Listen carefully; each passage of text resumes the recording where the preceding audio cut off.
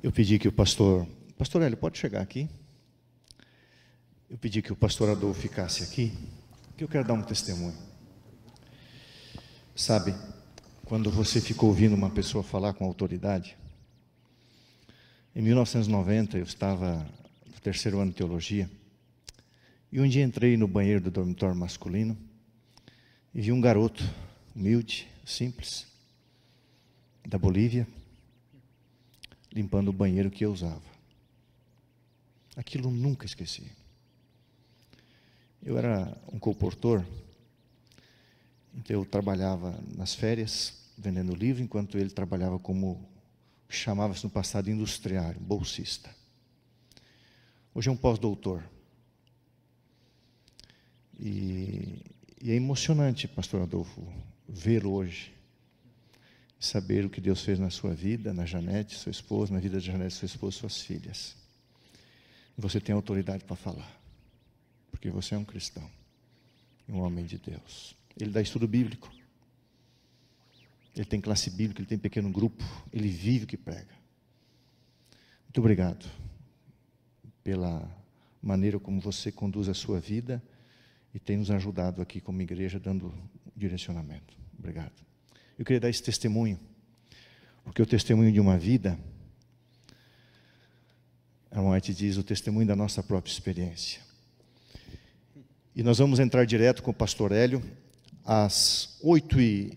são 8h20 alguma coisa, daqui 50 minutos, na hora que eu começar a falar, nós vamos ter o painel, todos voltarão aqui, os que estiverem aqui, nós vamos responder algumas perguntas. Pastor Hélio Carnassali é o diretor de liberdade religiosa da igreja para a América do Sul e também o diretor do Espírito de Profecia desse ministério para a América do Sul.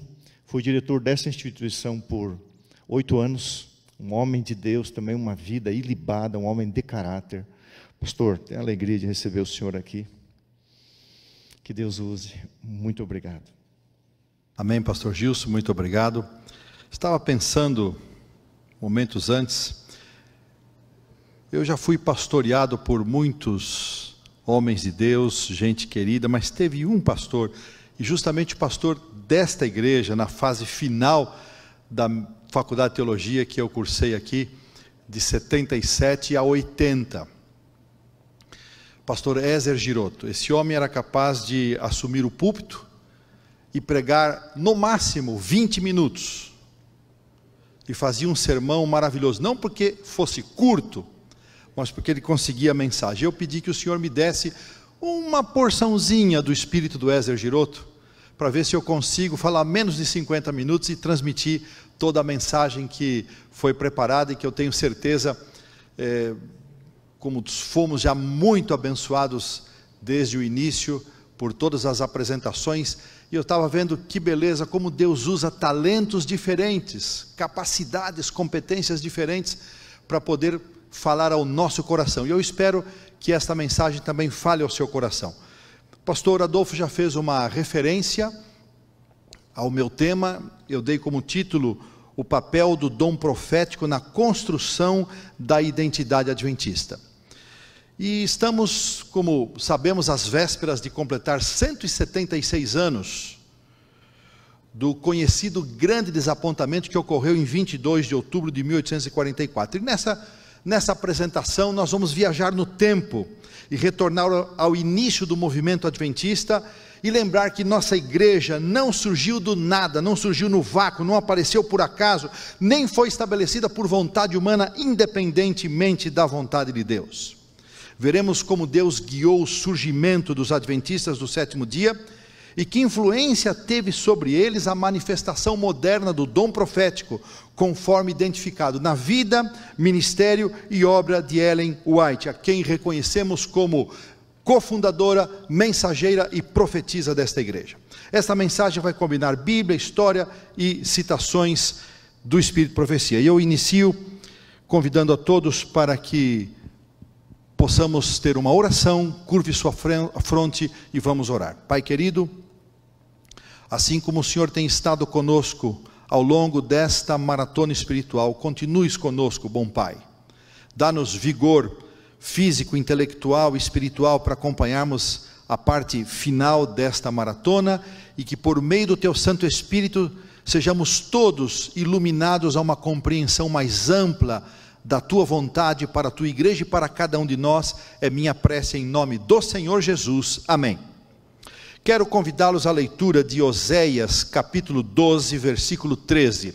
Este é um dos textos que eu aprecio muito, porque em poucas linhas a palavra de Deus nos apresenta duas das principais funções de um profeta. Oséias capítulo 12, versículo 13, nós lemos assim: mas o Senhor, por meio de um profeta, fez subir a Israel do Egito, e por um profeta foi ele guardado. Temos aqui então duas expressões muito interessantes. Fez subir a Israel do Egito aponta para guia, direção, condução. Por um profeta foi ele guardado, indica proteção, cuidado. Veremos que da mesma forma como Deus guiou o povo de Israel, saindo do Egito, indo para a terra da promessa, Deus também tem protegido e guiado os adventistas do sétimo dia, desde o seu surgimento, e assim será até a entrada da eternidade. Vamos começar nossa jornada. De acordo com o censo norte-americano, que começou em 1790, a população dos Estados Unidos, já mencionada pelo pastor Michelson, em 1840 era de 17 milhões de habitantes. Apenas 3 cidades norte-americanas tinham mais de 100 mil habitantes. Olha que coisa interessante. Nova York já era a maior cidade, com uma população de 312.710 pessoas. Esse era o panorama populacional dos dias áureos do movimento millerita. Buscando uma compreensão mais clara do cenário religioso e espiritual do protestantismo norte-americano do século XIX, nós vamos encontrar algumas correntes que influenciaram decididamente esse protestantismo e que sem dúvida influenciou também a formação da nascente igreja adventista e influenciou também, por que não admitirmos, não há problema nenhum, influenciou também a cultura religiosa e teológica de Ellen White. Esses movimentos, vou mencionar alguns deles. O primeiro deles que eu menciono é a Reforma Protestante. As solas da Reforma Protestante ainda se faziam soar em alto e bom som. Vamos recordá-las rapidamente. Sola fide, sola escritura, solus Christus, sola gratia, soli Deo gloria, e ainda podemos acrescentar o sacerdócio de todos os crentes e Eclésia ou Eclésia reformata, sempre reformanda. A igreja reformada sempre continua a se reformar. 7 máximas da Reforma Protestante. Essas solas ainda se faziam ouvir no século XIX. Podemos mencionar também o restauracionismo, um ramo pietista cuja missão era, eles entendiam que deveriam completar o trabalho da Reforma Protestante, especialmente influenciados pelos anabatistas. Eles pregavam um retorno completo à sola escritura. Podemos mencionar também, já citado aqui em uma das apresentações, o metodismo wesleyano, que em contraponto, em contraposição ao calvinismo, acreditava no livre-arbítrio, que a salvação de Cristo foi provisionada para todos, a pessoa deveria aceitar esta salvação e também deveriam buscar a santificação. Outro movimento que influenciou tremendamente esse movimento religioso do século XIX foi o deísmo. O deísmo era um ramo elitista, um ramo dito intelectual, e eles rejeitavam toda a manifestação espiritual, sobrenatural, registrada na Bíblia, como os milagres, por exemplo. Onde ele influenciou o protestantismo? No seu lado racional, no exercício da razão. Assim influenciou o deísmo. Mas tínhamos também a influência puritana, esse pietismo que envolvia uma ênfase profunda na palavra de Deus, na obediência aos mandamentos. Eles também pregavam a guarda do sábado, mas na compreensão deles, este sábado era o primeiro dia da semana, não era o 7º dia. E por fim, a sexta corrente que eu quero mencionar é o premilenialismo, que pregava a iminência do fim do mundo. Vejam que todas essas correntes estavam presentes nesse movimento protestante do século XIX. Nós podemos ainda acrescentar aquilo que já foi dito aqui, a Revolução Francesa, o Iluminismo, e lembrar dos acontecimentos naturais que tanto gostamos de mencionar, como o terremoto de Lisboa, a queda das estrelas. Tudo isto proporcionou um momento auge, conhecido como o segundo grande despertamento, que vai de 1790 até mais ou menos ali os anos de 1840.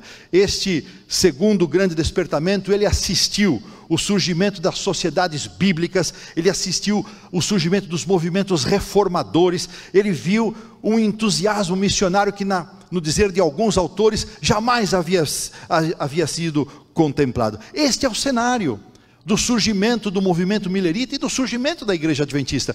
À medida com que eu citei um e outro caso, vocês podem imaginar como isso nós já podemos identificar, como estes movimentos já trouxeram para nossa formação religiosa alguns valores que nós ainda os conservamos. E é nesse cenário que surge Guilherme Miller, um batista, fazendeiro, começa a estudar a Bíblia. Não vou entrar na história pregressa dele, mas em 1816 ele começa a estudar a Bíblia, depois de passar algumas experiências marcantes na guerra. Ele era um deísta, não tinha formação acadêmica, intelectual, mas era um autodidata.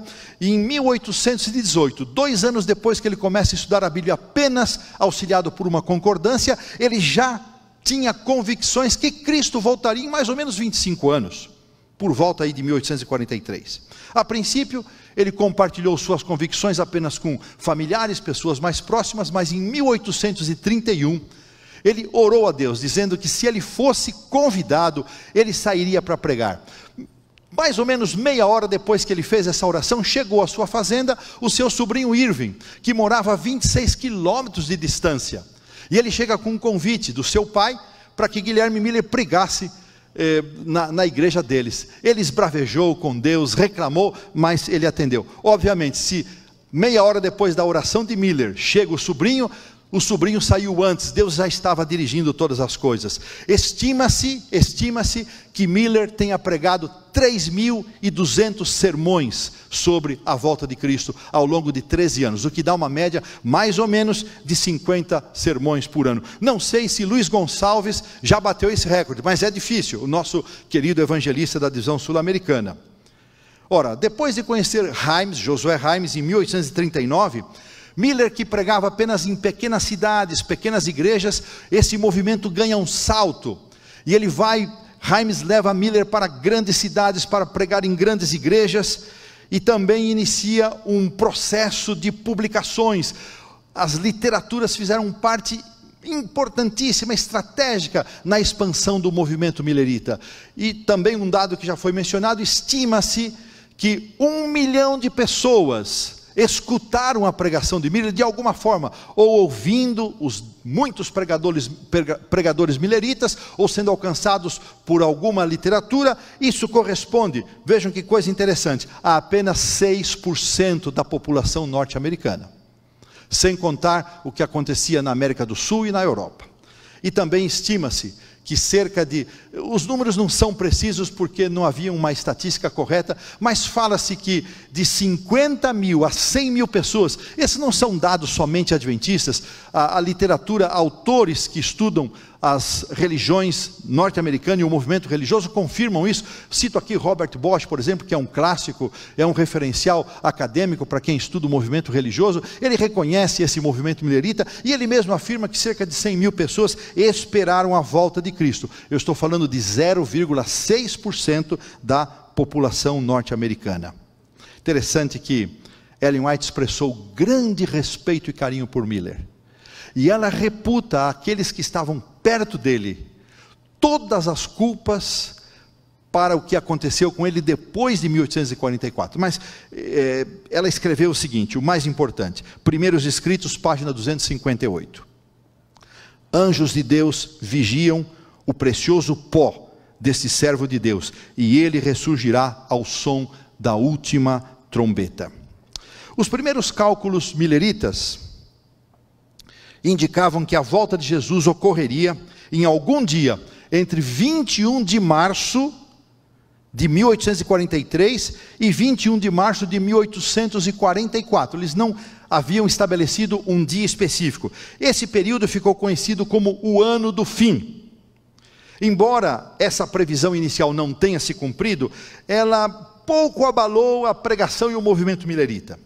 Em agosto desse mesmo ano, 1844, vejam que coisa interessante, pouco tempo antes de outubro, talvez aí 2 meses ou até um pouco menos, mas vamos estimar 2 meses, numa reunião campal realizada na cidade de Exeter, em New Hampshire, Samuel Smoll, até então um milerita desconhecido, ele apresentou argumentos extraídos da tipologia bíblica sobre a purificação do santuário, e sua mensagem passou a ser conhecida como o clamor da meia-noite, conforme a nova interpretação apresentada ali da parábola das 10 virgens, que conhecemos de Mateus 25. Muitos saíram dessa campal, convictos de que Jesus voltaria precisamente em 22 de outubro de 1844. E esse foi o ponto auge do milerismo. O dia chegou, foi embora, incentivando escarnecedores, covardes e abatendo profundamente os mileritas. A decepção e a tristeza indescritíveis. Jamais saberemos dizer o que esses mileritas tiveram que suportar. Josias Litch, um dos grandes pilares do milerismo, escreveu a Miller e a Hymes, no dia 24 de outubro, o seguinte: é um dia nebuloso e escuro aqui, as ovelhas estão dispersas, e o Senhor ainda não veio. Poucas palavras, uma única linha, traduz a tristeza, a decepção, a amargura daquele grupo. Imaginem ser um milerita naqueles dias, não deve ter sido fácil. O restante de 1844 e todo o ano de 1845, a principal ocupação daqueles homens era tentar entender o que tinha acontecido ou o que não tinha acontecido em 22 de outubro. E precisamente nesse contexto, então, 2 grupos surgiram muito bem segmentados. De um lado estavam os adventistas conhecidos como da porta aberta e os adventistas da porta fechada. Um título meio estranho para designar, mas eles têm fundamento. Esses títulos vieram de como eles interpretavam Mateus 25, 10, que descreve as virgens prudentes entrando para as bodas com o noivo, a porta sendo fechada e ninguém mais podendo entrar.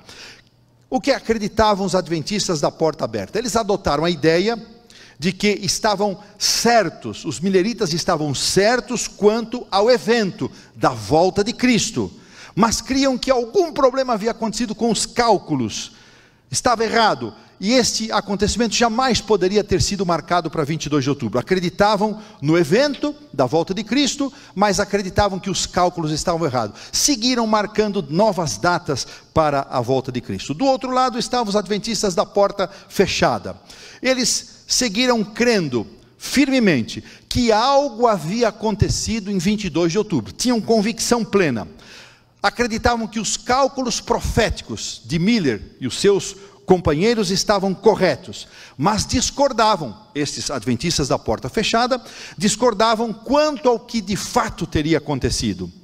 Adotaram a convicção que somente aqueles que haviam aceitado a mensagem da salvação e haviam esperado Cristo para 22 de outubro é que poderiam ser salvos. Nesta ala dos adventistas da porta fechada, nesse grupo havia uma ala mais radical. Eles ficaram conhecidos como sendo os espiritualizadores. Eles foram capazes de transformar o movimento milerita num fanatismo sem fim. Eles perverteram todo o princípio de interpretação das Escrituras e começaram a adotar as práticas mais esdrúxulas que vocês possam imaginar. Por exemplo, para demonstrar que eram humildes, eles adotaram a prática de só engatinhar, não andavam mais. Agora imagine um grupo de espiritualizadores indo comprar arroz, sal, açúcar no armazém, eles chegavam ali engatinhando. Aquilo era motivo de chacota, de zombaria e tantas outras coisas mais. No meio desse grupo que surge aqueles que adotavam a compreensão da doutrina da carne santa, então eles podiam pecar à vontade, porque onde abundou o pecado, superabundou a graça, e por aí vai. Não vamos perder tempo mais contando as aberrações desse grupo dos espiritualizadores, e parece que eles estavam dominando as cenas. Em contrapartida, havia um outro grupo de mileritas que preferiram viver em comunidades espirituais, comunidades sérias, como Shakers, por exemplo, porque ficavam livres da zombaria, da chacota, porque a vida nas cidades havia se tornado muito complicada. Muito bem, no início de 1845, com os mileritas dessa maneira, se dividindo, se digladiando, Heimes, que sempre foi a mente intencional por trás das ações do millerismo, convenceu o papai Miller, como eles gostavam de chamar Guilherme Miller, de realizar uma grande convenção na cidade de Albany, no estado de Nova York. E eles organizaram essa convenção para o dia 29 de abril. Recentemente eles haviam passado por duas datas, onde estavam marcados outra vez o retorno de Cristo, e Cristo não veio, 23 de março e 23 de abril. Este segundo momento, 23 de abril, pois selou um momento decisivo para eles. Convocaram essa reunião e proibiram a presença de qualquer adventista que acreditasse na doutrina da porta fechada. Digo de passagem aqui que seriam os fundadores da igreja adventista, o que pertenceriam ao adventismo sabatista, todos eram da porta fechada. Bates, Tiago, Ellen, eles não compareceram a esta reunião de Albany. Como resultado, eles tomaram várias resoluções, mas duas daquelas que mais nos interessam destacar, é que eles rejeitavam toda e qualquer manifestação espiritual, sonhos, visões, rejeitavam peremptoriamente. E eles também demarcaram um território: adventista, ou está conosco, ou está contra nós. Foi muito difícil para os demais conviverem com isso, mas assim aconteceu. E eles permaneceram mais ou menos unidos até o dia 20 de dezembro de 1849, a morte de Miller.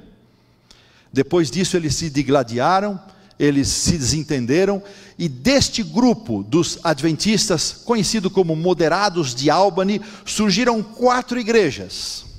Destas 4 igrejas, olha que interessante, até há pouco tempo atrás, apenas 3 existiam, sendo a maior delas os cristãos do Advento, com uma membresia de 25 mil fiéis. 25 mil fiéis. Do ramo dos espiritualizadores, nada mais. 20 anos depois já não existia nada mais. Olha que coisa interessante, esses movimentos mais fanáticos, mais contundentes, eles têm a tendência de desaparecer muito rapidamente. Muito bem, vamos agora voltar o nosso olhar para o grupo dos adventistas, sabatistas, como ficariam conhecidos. Eles deram origem à Igreja Adventista Sétimo Dia.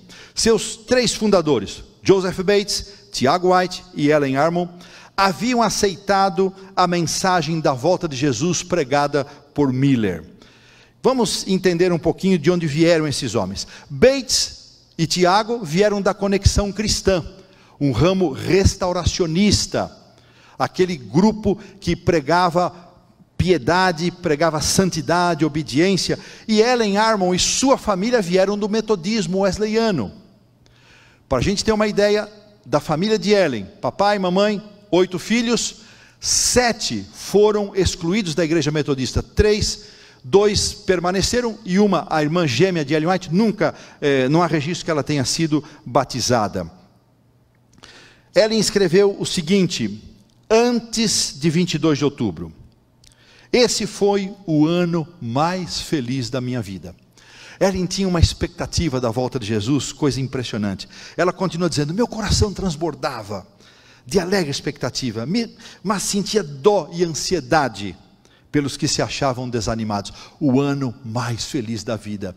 Depois do desapontamento, isso está em Vida e Ensinos, página 51. No mesmo livro, na página 54, as poucas vezes que ela relata alguma coisa a respeito do que se passou no desapontamento, ela menciona, ficamos desapontados, mas não desanimados. Olha o perfil desta serva de Deus. E foi em meio a esse cenário de dor, decepção, confusão, que Deus se manifestou em visão à jovem Ellen, a Ellenzinha.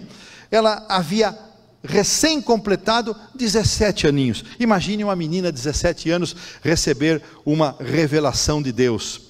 A sua saúde se havia agravado muito com o desapontamento. ela reagiu de uma maneira muito intensa.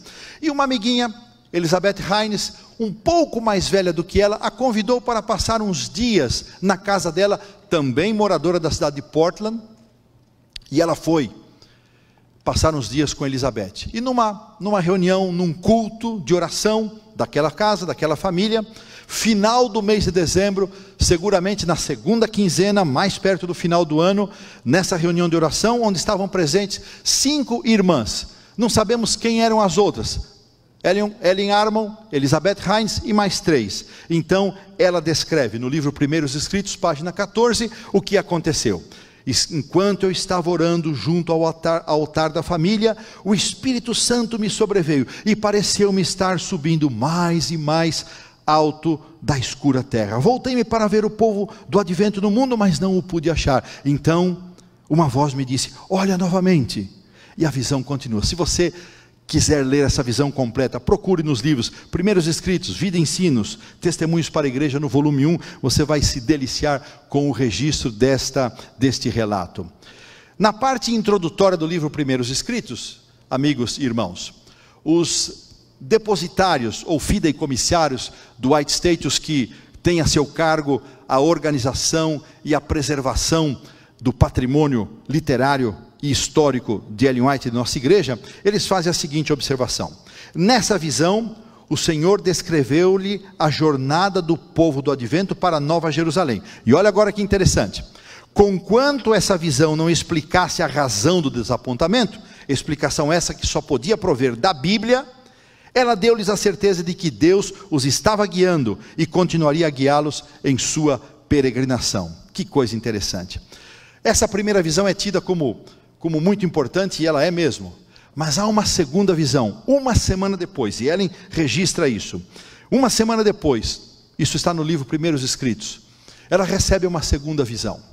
E nessa segunda visão, Deus faz o chamado para ela testemunhar, compartilhar o conteúdo recebido. E aí, Ellen realmente reagiu muito mal. Ela não podia imaginar-se nessa função. Lembrando de sua história, apenas 17 anos, sexo feminino, frágil, saúde fragilíssima.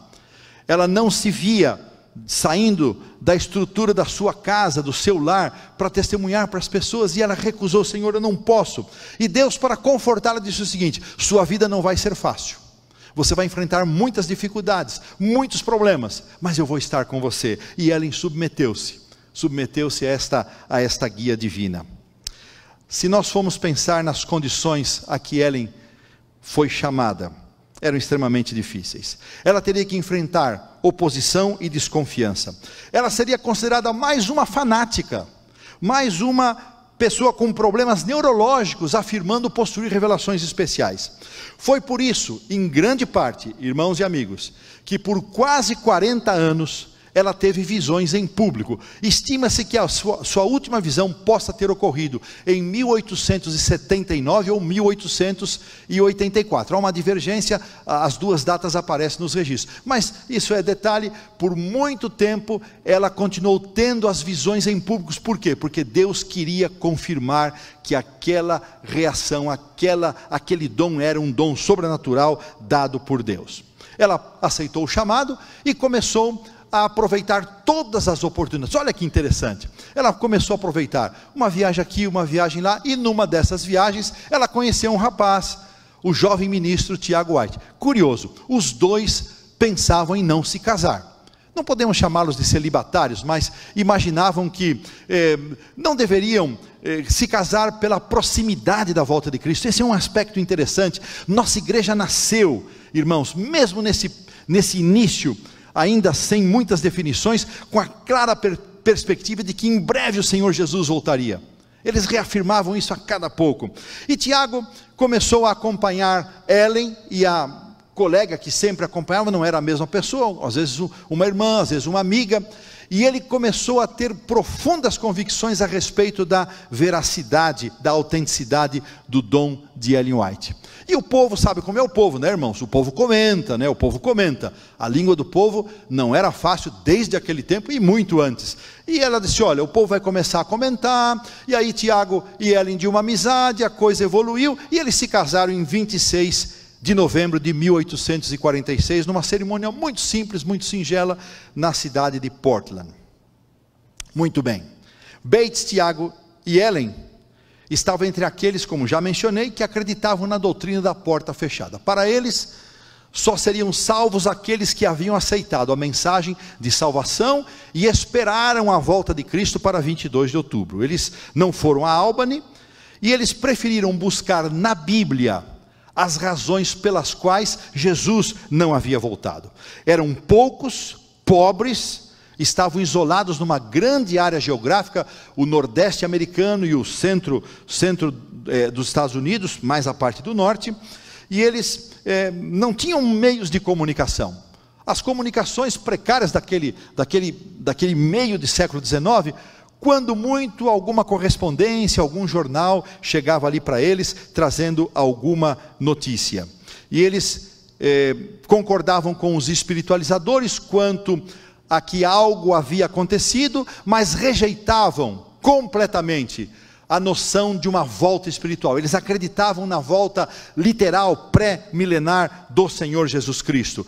E eles formaram a terceira e menor corrente oriunda egressa do milenismo. Então, lembrando, os moderados de Albany, defensores da doutrina da porta aberta, e daqueles que defendiam a doutrina da porta fechada, os espiritualizadores, a ala mais radical, e agora estes adventistas, conhecidos como os adventistas sabatistas. Interessante aqui, um fazendeiro, Hiram Edson, que já foi mencionado aqui também, na cidade de Port Gibson, interior de Nova York, no dia imediatamente após o desapontamento de 22 de outubro, Hiram Edson saiu pela manhã, acompanhado de alguns amigos, para confortar os adventistas da sua região. Ele era um líder da igreja local ali, dos adventistas.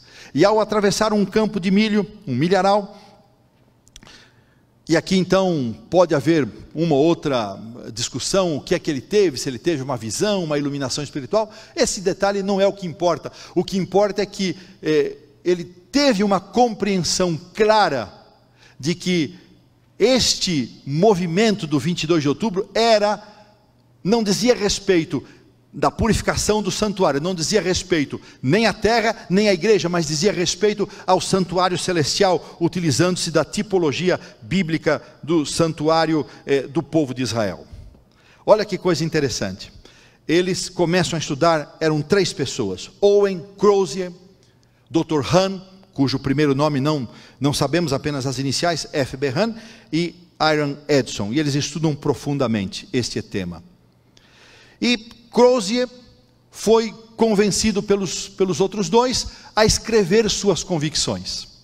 Ali a 600 quilômetros de distância, a leste de Port Gibson, estava o velho capitão Bates, que de sua parte, ele começa a receber algumas informações que chegavam a ele por escrito, por um jornal, especialmente o Esperança de Israel, o Hope of Israel, a respeito da guarda do sábado, um artigo escrito por Thomas Preble, que por sua vez havia recebido de uma batista do 7º dia, Raquel Oaks Preston, a mensagem do sábado. E com este artigo do pastor Thomas Preble, Bates se torna convicto da veracidade, da validade da obediência ao 4º mandamento. Agora voltamos para Port Gibson, lá para o interior de Nova York. Crozier então aceita a incumbência, escreve um primeiro artigo no dia, em data desconhecida, no início de 1845, mas foi em 7 de fevereiro de 1846 que ele apresenta um artigo longo, intitulado A Lei de Moisés, no jornal The Star. Esse artigo chega para Bates. E agora, irmãos, eu me emociono com essas coisas da nossa história. De repente, Bates recebe esse artigo, lê, e ele sai da sua casa em Fairhaven, ou New Bedford, estão juntas, e vai 600 quilômetros em direção ao oeste, no estado de Nova York, encontrar-se com esses 3 irmãos. Como ele fez essa viagem, ele não tinha recursos, ele havia vendido tudo que ele possuía, ele aplicou na pregação da volta de Cristo para 22 de outubro, vendeu sua casa, dispôs de todos os seus bens. Ele foi um homem rico, com recursos, mas ele já não tinha mais nada, e tudo indica que ele segue esses 600 quilômetros da forma mais simples possível, a pé ou com viagem da forma mais simples, mas a maioria do trecho a pé. E ele vai, e ele encontra os três, e ele ouve primeiramente a mensagem do santuário, e ele se convence da veracidade do santuário. Depois ele prega para os três a respeito da guarda do sábado, e os dois, Edson e Han, aceitam imediatamente. Crozier depois vem aceitar. Assim, eles saem dali com uma convicção da doutrina do santuário e da doutrina do sábado. Agora, Bates faz uma coisa incrível. Ele começa a escrever sobre a verdade do sábado. Só que ele não se contenta em escrever apenas sobre o sábado, sobre o mandamento.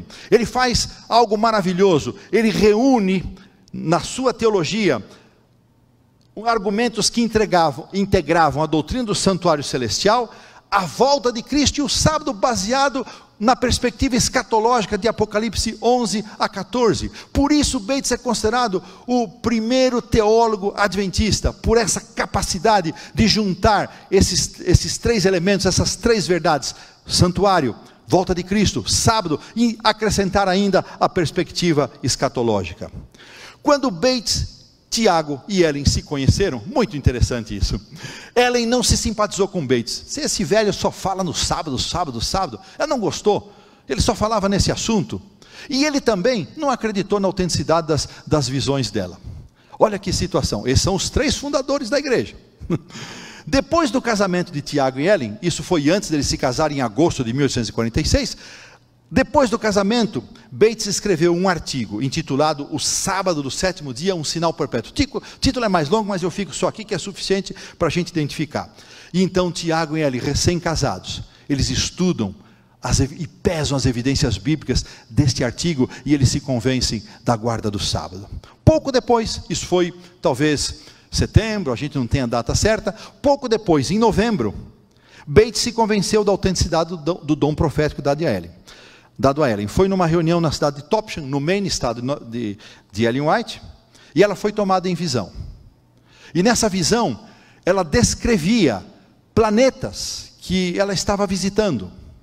E Bates ficou encantado, porque como homem do mar, ele conhecia a astronomia, e quando ele soube que Ellen não conhecia absolutamente nada, 0, nada de astronomia, ele se convenceu. Curioso é que essa visão nunca foi descrita, Ellen nunca escreveu sobre ela, e ela também não se lembrava o que ela havia visto. Deus usou este momento para impressionar a mente do velho capitão. A partir daí, os três se uniram e formaram uma tríade, um trio indestrutível, tornando-se, com seus esforços unidos, e viriam a ser os fundadores da igreja adventista. Avançando um pouquinho na nossa caminhada, para encontrarmos como o dom profético influenciou a identidade adventista. Vejam, a essa altura, nós temos bem estabelecidas as verdades do santuário, do sábado e da volta de Cristo, mas eles foram além. No período de 1848 a 1850, eles se dedicaram a reunir o maior número possível de irmãos que haviam aceitado a volta de Cristo para 22 de outubro de 44. Ainda confiantes e convictos da doutrina da porta fechada. Olha que coisa interessante. E eles marcavam reuniões e compareciam poucas pessoas, 20, 25, 30. E Ellen chega a mencionar que às vezes, se havia 40 pessoas numa sala, havia 40 opiniões diferentes. E eles insistiam, estudavam, e depois nós vamos ver como é que eles chegavam às conclusões que chegaram. Eles também investiram na publicação de folhetos. E numa visão dada a Ellen, em novembro de 1848, ela recebeu ordens para transmitir a seu esposo Tiago, que ele deveria escrever. Eles não tinham recurso. Essa é outra história linda, que eu não posso me deter agora, mas o fato é que eles começaram a publicar um jornal, sob a promessa de que, recebendo o jornal, eles enviariam recursos. Por isso eu gosto de dizer, irmãos, esse foi o primeiro setor da igreja a ser organizado. Eu encho a boca e entusiasmo, porque eu amo a obra de publicações, servi nessa obra muitos anos do meu ministério. Esta igreja nasceu num berço forrado de papel e tinta, irmãos. E essa frase, humildemente, ela é minha, não tirei de lugar nenhum, e se alguém disser que é dele, está mentindo. Eu que criei essa frase. Então, para a honra e glória do Senhor. Então, essa igreja nasceu num berço forrado de papel e tinta. Que coisa tremenda. Muito bem. início de 1844, os líderes sabatistas acrescentaram uma compreensão mais. Então eu disse santuário, volta de Cristo, sábado, e acrescentam também agora a compreensão do estado do ser humano na morte. Eles entendiam que a imortalidade condicional se harmonizava perfeitamente com a teologia adventista e apoiava o ensino do juízo investigativo. Então, a essa altura, no início de 1848, eles tinham, os adventistas sabatistas, convicção da volta pessoal, visível, pré-milenar de Jesus. Tinham convicção do ministério bifásico de Cristo no santuário celestial. Tinham convicção da perpetuidade do sábado, do sétimo dia, e de sua importância escatológica. Tinham convicção na imortalidade da alma, conhecida como condicionalismo. E também rejeitavam a ideia do castigo eterno. Então adotaram o aniquilacionismo. Eles não podiam imaginar ímpios sofrendo para sempre, em contraste com a crença do sofrimento eterno. E eles acrescentaram 2 pontos mais. Quinto, a santidade da lei de Deus. E sexto, a proclamação profética das 3 mensagens angélicas de Apocalipse 14, 6 a 12. Esse conjunto de 6 doutrinas se tornaram 6 colunas que formaram a identidade dos adventistas sabatistas e que formaram a identidade dos adventistas do sétimo dia. Interessante, irmãos, que em algum momento, isso não é novidade, eu às vezes me impressiono, pastor Adolfo, querido amigo, companheiro, surgem aí uns camaradas, surgem pessoas achando que estão trazendo novidades e questionam isso e aquilo, mas em 1889, logo depois da Assembleia de Minneapolis, eu também não posso entrar no mérito dela, surgiu um grupo que não aceitava a ênfase na salvação pela graça, dizendo que os adventistas estavam se afastando dos velhos marcos. Olha essa expressão, velhos marcos. E Ellen White, para quem não sabe, ela tinha muito bom senso de humor. Não se deixem levar por aquelas fotos muito sérias, aparentemente carrancudas. Ellen tinha um senso de humor tremendo, como Jesus também tinha, e nós também devemos ter. Então, ela escreveu o seguinte: com o passar de 1844, foi um período de grandes acontecimentos, expondo nosso admirado olhar para a purificação do santuário. E com as mensagens do primeiro, do segundo e do terceiro anjo, desfraldando o estandarte em que havia inscrição, os mandamentos de Deus e a fé de Jesus. Um dos marcos dessa mensagem era o templo de Deus, visto no céu por seu povo, que ama a verdade, e a arca que contém a lei de Deus. A luz do sábado do 4º mandamento lançava seus fortes raios. A não imortalidade dos ímpios era um marco antigo, e eu não me lembro mais de nada. É muito interessante, engraçadinha a nossa amada profetisa. Eu não me lembro de mais nada. Ela nem menciona aqui a volta de Cristo, porque isso era uma coisa tão óbvia, tão estabelecida, como 6ª coluna. Então, quando alguém surge aí questionando os pilares, esses são os pilares, esses são os marcos, não há outro. Em cima desses marcos, os nossos pioneiros reconheceram que possuíam a verdade presente. Eles percebiam que tinham uma mensagem distintiva. Eles não queriam se igualar aos demais, não se sentiam superiores, mas eles não queriam se igualar aos demais exatamente pelo quê? Pela centralidade com que o santuário ocupava como elemento unificador das demais crenças, e como a sua teologia envolvia uma proclamação escatológica da mensagem dos 3 anjos. Muito bem, tenho que ir para o final. Qual foi então o papel de Ellen White em meio a todo esse cenário? Irmãos, não posso e não devo a essa altura do programa multiplicar palavras, mas o papel do dom profético nunca, eu quero enfatizar, grifar, negritar, fazer tudo o que é possível para chamar a atenção, nunca foi o de entregar de mão beijada qualquer informação doutrinária. O papel do dom profético era de confirmação. Eles esgotavam todas as energias físicas, mentais e espirituais na busca do entendimento, e quando já não podiam mais avançar, então Deus se manifestava para confirmar ou corrigir algum rumo. Assim foram os nossos pioneiros, dedicados ao estudo da Bíblia, dedicados à oração. Assim foram eles. As visões de Ellen White, embora não tiveram o papel de entregar doutrinas para a igreja adventista, elas livraram os adventistas sabatistas e consequentemente os adventistas do sétimo dia de muitos enganos. Eu cito apenas 2. Pela orientação profética foi confirmado que algo havia acontecido em 22 de outubro e que Deus tinha um propósito com aquele movimento. Segundo engano do qual fomos livrados, o engano de marcar datas para a volta de Cristo. Os adventistas se livraram desse engano graças ao posicionamento firme de Ellen White dado por Deus. Ela chegou a escrever o seguinte: muitas vezes ficávamos reunidos até alta noite, às vezes a noite toda. Alguém pode dizer, eram intemperantes. Entendamos o contexto. Pediam luz, estudando a palavra. Repetidas vezes, esses irmãos, a fim de conhecer o sentido, se estivessem preparados para ensiná-los com poder, queriam confirmação. Então, quando chegavam, nada mais podemos fazer. Olha o que ela escreve. Isso está em Mensagens Escolhidas, volume 1, página 206. Nada mais podemos fazer, então o Espírito se manifestava. Agora havia um outro fenômeno interessante. Olha que coisa. Às vezes, Ellen não era capaz. Irmãos, isso aqui pode ser até mal entendido ou mal interpretado. Ela não era capaz de entender o que eles estavam falando. Ela escreve isso aqui, está na página 207 do Mensagens Escolhidas. Ela não conseguia entender. Parece que falava em outra língua. Ela então pouco participava ou quase não participava das reuniões. Ela não podia entender. E ela dizia o seguinte: essa foi uma das maiores tristezas da minha vida. Fiquei nesse estado de espírito até que fossem tornados claros os pontos principais da nossa fé. Ela se submeteu a essa humilhação, talvez ser tida como fraca intelectualmente, mas Deus queria dar uma prova da direção a este movimento. Irmãos, eu preciso terminar para justificar a evocação que eu fiz de Ezer Giroto, e eu já passei longe dele, né? Estou pregando 2 sermões de Ezer Giroto aqui, mas vai dar certo, vamos chegar lá.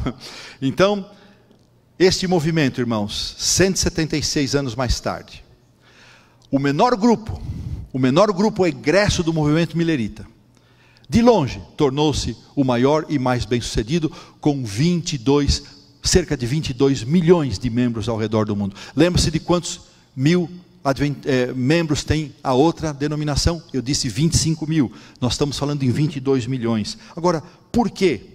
Foi fruto do acaso? Foi fruto do acaso? De forma nenhuma. Foi fruto da habilidade humana? Muito menos. Mas as razões da expansão do adventismo podem ser identificadas em alguns pontos e eu quero enumerá-los. Primeiro, a iniciativa divina em chamar um povo para anunciar a hora do seu juízo. 2, um conjunto de crenças distintivas. Irmãos, quem diz isso, não somos, eu estou dizendo também, mas estudiosos do movimento adventistas afirmam isso com muita categoria, não adventistas do sétimo dia, eles afirmam isso, o seu conjunto de crenças distintivas baseadas em uma missão apocalíptica. Isso fez de nós ser quem somos. Terceiro, uma estrutura organizacional que tantos combatem, que tantos depreciam, que tanto desprezam, mas foi essa estrutura organizacional que foi capaz de suportar a missão apocalíptica que esse povo tinha. Quarto, um senso, isso aqui me encanta, um senso de missão e um senso de urgência. Quando eu penso nisso, irmãos, eu olho para mim, será que eu não poderia ter um pouco mais desse senso de missão, desse senso de urgência desses adventistas pioneiros? E finalmente, a direção e proteção da presença profética como fonte de segurança e prosperidade, conforme 2 Crônicas 20:20, que eu quero ler um texto tão conhecido, mas eu faço questão de abrir a minha Bíblia, ler antes do meu apelo. O pastor tem que fazer apelo, seja live, seja maratona, ele faz apelo. 20:20 diz o seguinte: crede no Senhor vosso Deus, de 2 Crônicas, e estareis seguros, crede nos seus profetas e prosperareis. Muito bem, que apelos eu faço?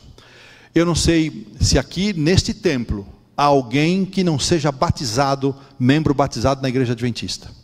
Há alguém aqui que não seja membro batizado da igreja adventista? Todos são. Mas por certo, pessoas não batizadas estão nos assistindo, desses tantos milhares espalhados por aí. E a estes eu faço um convite: estudem com os verdadeiros adventistas do sétimo dia, aqueles que amam esta igreja e se dedicam a ela. Busquem, se aproximem. E aos nossos membros de fé, aos nossos irmãos de fé, eu convido e apelo. Primeiro, reconheçamos, irmãos, e agora eu vou ficar nesta câmara até o fim, por favor. Reconheçamos que pertencemos a uma igreja distintiva. Nós não somos mais uma igreja que surgiu por aí. Não aparecemos do nada, do vácuo. Somos uma igreja distintiva, somos uma igreja que tem uma origem profética, uma missão profética e um destino profético. Segundo convite, apelo, que sejamos mais dedicados ao estudo da palavra de Deus. Quanto tempo estamos dedicando ao estudo da palavra de Deus? Terceiro, que sejamos perseverantes na oração, que gastemos mais tempo para orar. Por que oramos tão pouco? É complicado, não dá para entender muitas vezes. Quarto, irmãos, convite, que façamos dos testemunhos do Espírito e profecia uma fonte de segurança e prosperidade da nossa fé. E finalmente, que o Senhor desperte em mim e em cada um de nós o senso de missão, para pregarmos este evangelho com ousadia, anunciando que Cristo em breve vai voltar com convicção, para que possamos ver em nossa geração o aparecimento em glória, a nossa mais bem-aventurada esperança do Senhor Jesus Cristo nas nuvens do céu, ainda nesta geração. Que Deus nos abençoe para isso, é meu desejo, é minha oração, amém.